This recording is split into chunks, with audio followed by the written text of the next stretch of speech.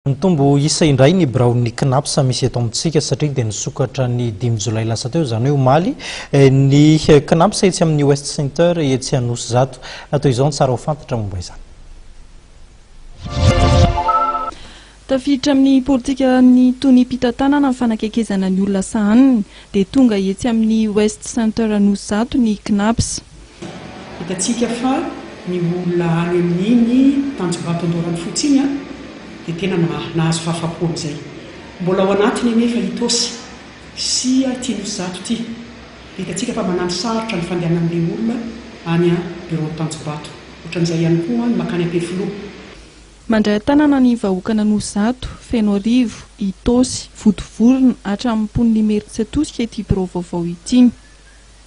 Mandray ny dossier rehetra zahay dia ninona zany anontanianao resaka renseignement dia afaka avalianay avokoa ny dossier rehetra izay tokony apetraka, certificat de vie na ny fangatahana pension na ny action de travail azonay raisiny eto avokoa izany.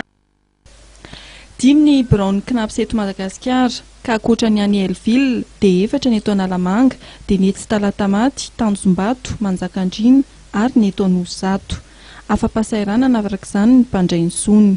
Na juin teo farany resako dia nanao an'ilay demande de retraite zany an'ilay azona an'ilay volan'ny retraite iny zany dia efa tery amin'ny fohy be teny Ampefiloha ihany zany dia nahita an'ity dia sady afa-pasairana no